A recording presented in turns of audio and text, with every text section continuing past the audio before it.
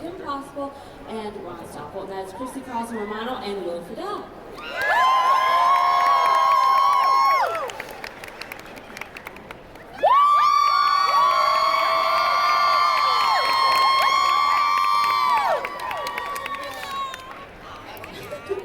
You're that one. Well, hi. Hello. Hi. Hey guys. Right? It's nice up here. I've been living up here since. It is nice up here. It's nice. It's always nice to follow SpongeBob. Seriously. No, they're all equally amazing. Don't belittle the show. I love it. Never. I mean, one of my ringtones was the sound. I absolutely loved it. But talking about your characters, I mean, both Kim and Ron, they were dealing with the trials of high school and adolescence, but then still beating up bad guys, and it was kind of a split life. When you were voicing the characters and bringing them to life, did a little bit of you come out in these characters, and how did you kind of find the voice and persona of your characters, and did you relate to them since they were kind of dealing with this? Yeah, it's great. Yeah, for sure. Good answer. Yeah, great. I heard that. Yeah. Running over here a little sleep. I think so. I mean, I was definitely around the age of Kim when we were filming it originally. And so I feel like we were kind of dealing with some of the same issues. And I know that Bob and Mark would kind of chat with me sometimes about just life. And they're such great guys that they would always, talk to us. And they would always talk to me like another adult. They wouldn't talk down to me like just some kid. So they were really great about listening to that. And I think that they played to my strengths if they wrote anything related to me.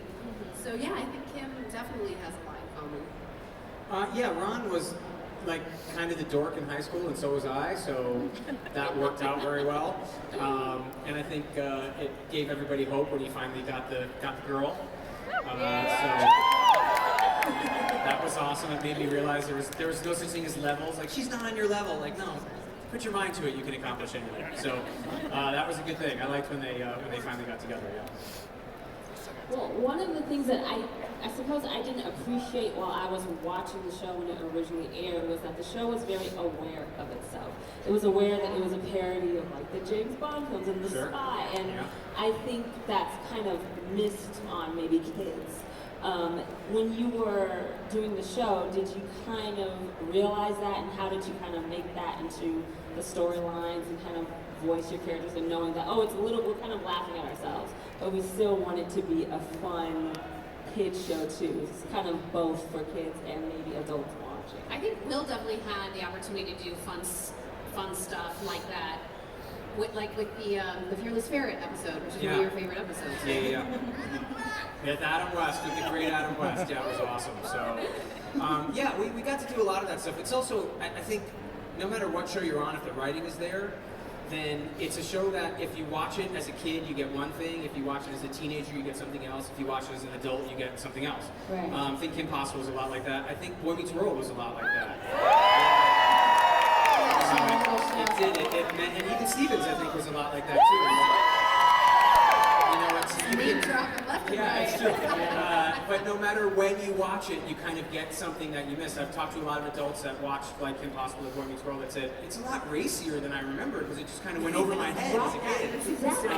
And that's what's become so cool about it. So I think great writing always endures, and something like Kim Possible, especially Mark and Bob, were just so good that picking up on the James Bond tropes or that kind of stuff and playing with them was something that they really loved to do.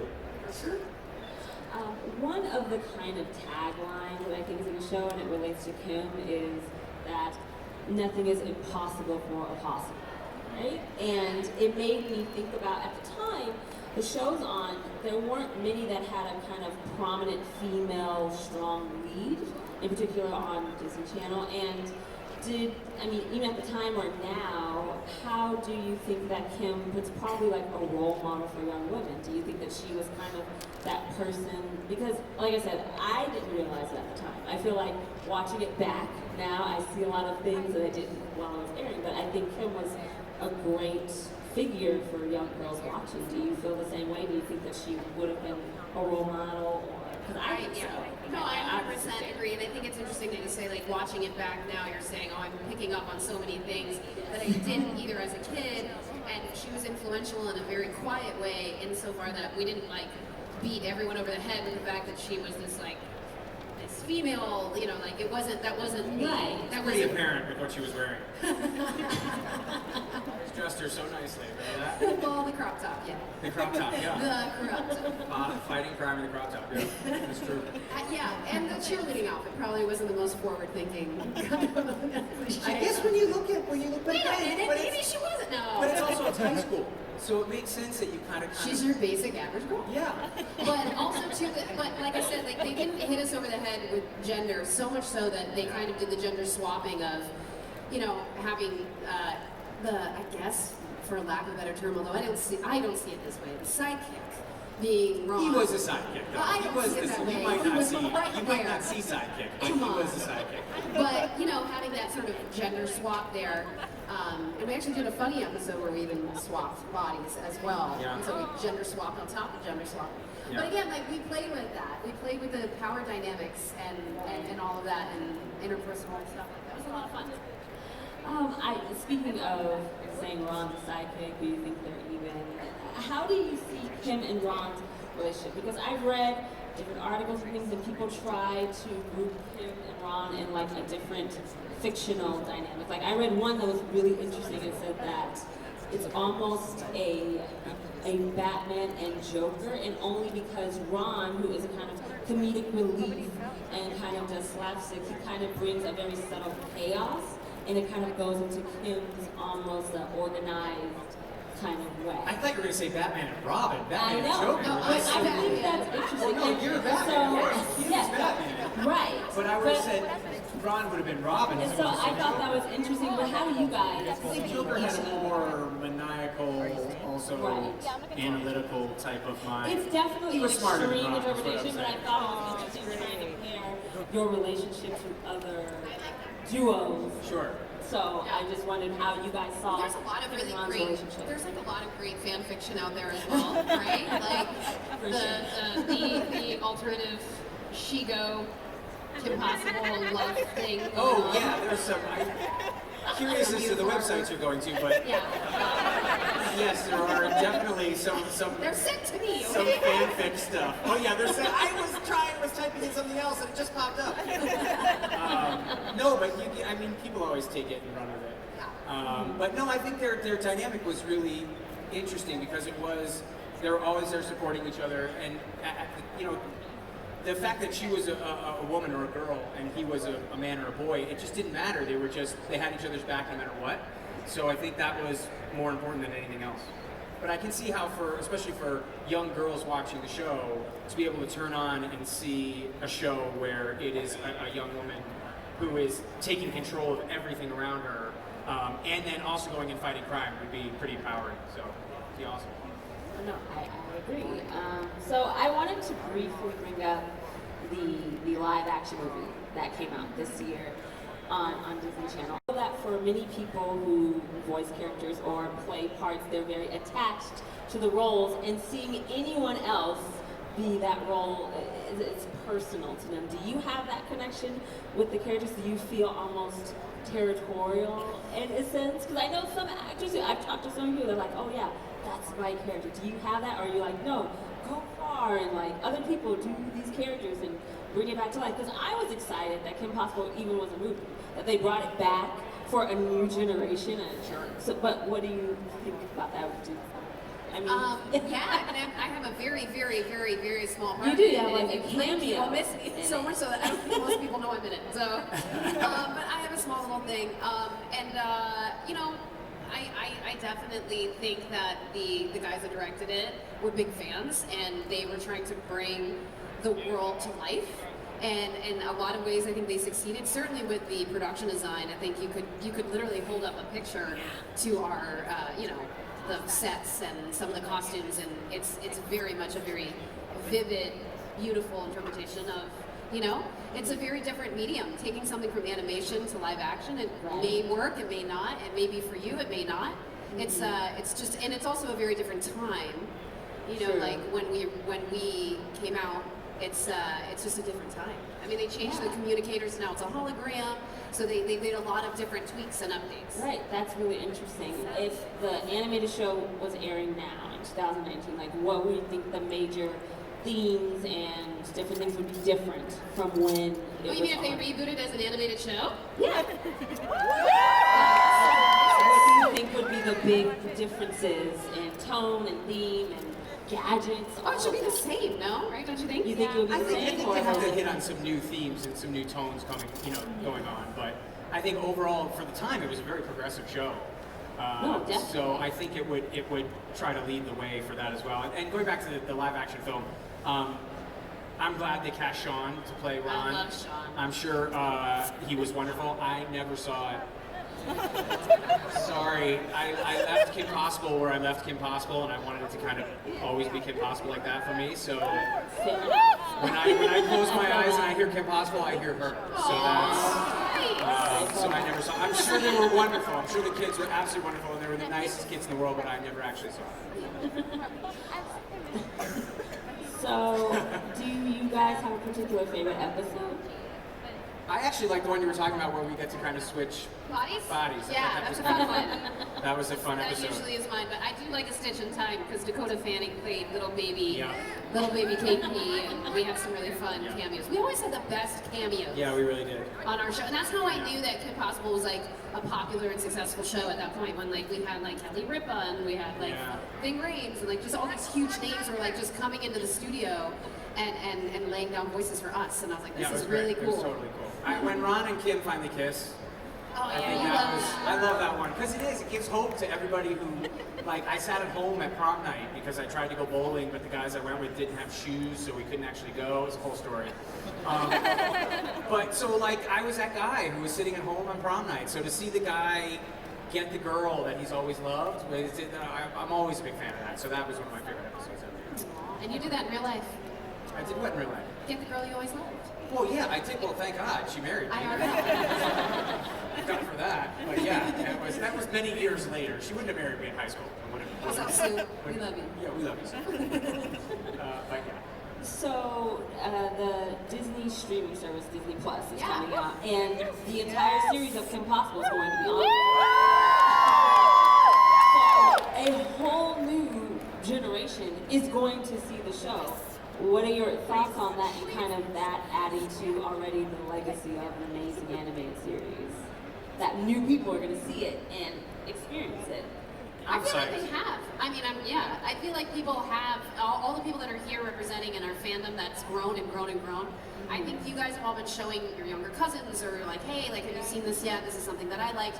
It's still such a beautifully drawn cartoon. It still feels fresh. It still feels new. So I feel like it's going to do really well on Disney Plus. Can I ask curiously, just wondering if this is just for me, it's like Yeah. it's like they're not here. Yeah. Why did you go with younger cousins?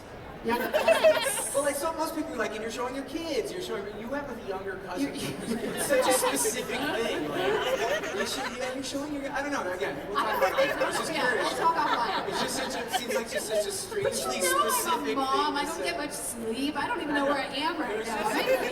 It's just so funny. It's just so funny. You're gonna show your neighbor's kids. Like, what? Yeah. Very specific things. No, I think it's great. Again, I watch MASH every day because I love TV and I'm a TV-aholic. And MASH, which started in 1971, is still amazing because the writing is still great. So if you've got great writing, you can put on All in the Family, you can put on MASH, you can put on Family Ties, you can put on Cheers, The Office. You can put on Kim Possible, you can put on Batman Beyond, you put on these shows that they endure and they last because we love acting in them. The acting is important, obviously, a very integral part, but the writing is really what sustains something. And the writing in Kim Possible was great. So all the writers that wrote the show just really knocked it out of the park, and that's why generation after generation of young cousins will be able to discover the show, which will always be fun. Well, I believe you might have time for a couple of questions, Cool. if possible. About this. She won't do the feeding call. I will not do it. I could try. There's one right in the front, right behind the camera. There you go. Gryffindor? Yeah. Fire Nation from Avatar: The Last Airbender. Fire Nation. Will, I got a Batman Beyond question. Batman Beyond question. When you were doing Return of the Joker, were you worried that was going to traumatize the younger fans? Because it kind of did to me. So the question was, when I was doing Return of the Joker, was I worried it would traumatize the younger fans because it traumatized you a little bit? Yeah. Yes, and I'm glad it did. That was a traumatic episode. I mean, that's the scene with young Robin and Joker. It traumatized me. So, yeah, anytime they go dark, I'm a big fan of that. Also, I like you taking on Mark Hamill's Joker. That was awesome. Thank you. Woo! That's jumping. Hi, jumping will win. Yes. I think he's coming with a Oh, good. We got a microphone. This is great. Float me the mic. There we go. All right. Awesome. All right, first of all, two things I'd like to give you first a comment from all of us fans when I say this. We're not worthy! We're not worthy! Woo! Thank you. Thank you. All right, and second, how would a scene go between you guys, like as Kim Possible and Batman Beyond? If you have to work together. Oh, if they had to work together. Yeah. I mean, she did say that Kim kind of had that stealth. Well, I mean, I did channel you in your Batmanness every time they asked me to be in stealth mode. Did they? Oh, sweet. I I think Terry's probably not a fan of working with anybody, so. He works alone. I work alone. Yeah. I think it would go well though. I think they're both in high school. They both fight crime. Why not? Yeah. But then Ron would seriously be like, seriously, she's dating Batman now, really? We went on 3 dates and now this guy shows up. Like, come on. Yeah. Who do you think she would go for if it was between your characters? Like. Well, she loved Ron, but Yeah, Terry. you know. I'd date Terry. Come on. It's Terry. Come on. Well, since this turned into a Batman Beyond Q&A, I just wanted to ask, do you prefer one character over the other? Do you prefer Ron over Terry, or do they both give their own? They're both. It's the two sides of the coin. You know, it's two guys with tremendous hearts who really want to go out and do the best they can. So, you know, one of them is the Disney wacky version, and one of them is the version that got me dates. So, it's pretty cool to be able to walk up to a woman and say I'm Batman and not be lying. Right? So hey, got my wife. We're my charm. So. Okay, a couple more questions. Yes, I think the mic is traveling to you. Back to. Well, that might be harder. Hi. Hi. I love you all, by the way. I'd like to just very quickly point out that I think, unless I'm seeing things, is there plays with squirrels right behind you? There is the secret of Black plays with squirrels. Some boy with squirrels standing right behind you. Nice cosplay. That's awesome. I'm sorry, what's your question? I can't tell if I just see him everywhere now or it's quite possible. One of my questions would be, what was like your favorite line or sound effect you've ever done for Kim Possible, or even like Batman? What's the strangest No, your favorite line. line? Yeah. Oh, Line yeah. or No, sound? it's definitely. What's the sitch? What's the cinch? Hey, wait. What's the sitch? Nice. I think Ron stopped and goes, "Never be normal," was something that always struck me. So I thought that was a good one. We gotta jump. We gotta jump. he's Yeah, jumping. he's been jumping, and We gotta I jump. told you jumping would You pay guys, off. a very important question or awesome calves. Yeah, We I think gotta it's jump all on. Yes. Hey, walk up. Walk up, guy. Guy, walk up. If we had the time, I would let everyone ask you questions. Oh no, I understand. Hello. Hello. Hi. My question is, what do you think Kim and Ron would be up to doing today? Yes. Great question. I think raising their kids. We've talked about that. I think they're probably married and they're raising their children. And they have twins, right? Did we say they had twins? We Yes, kind of made up our whole story. We get asked this a lot. We get asked this a lot. So they have twins Yeah, because, that you know, are it's learning to fight crime love slowly but surely. Ron is also an actuary, like his dad. Oh, wow. Yeah. Well, that's what he's good at. Okay. But he fights crime on the side. So yeah, I think that's exactly what they'd be doing, be raising their kids. I love that. What would my day job be? You'd be something like a brain surgeon or something totally overachieving. Absolutely. Absolutely. Or just a mom. I did 2 brain surgeries today. And I'm going from there. No, because you'd also be the awesome mom, and you'd be the kid fighting the crime, and you'd be everything. I love that. So let's please have that happen. There's one right here. Yeah, I think we have time for one more question. So, yes. Hello there. I got questions for you. How would you like it if Dr. Draken will team up with Dr. True Brains from Bird Girl? I don't know that one either. I don't know that one. From which girl? Bird Girl. Bird Girl. Roll Girl. Girl. Roll Girl, yeah. Oh, I don't know that one enough. But I think anybody that Dr. Draken teams up with is It's gonna go bad. not going to be happy with that team up. Yeah, pretty much.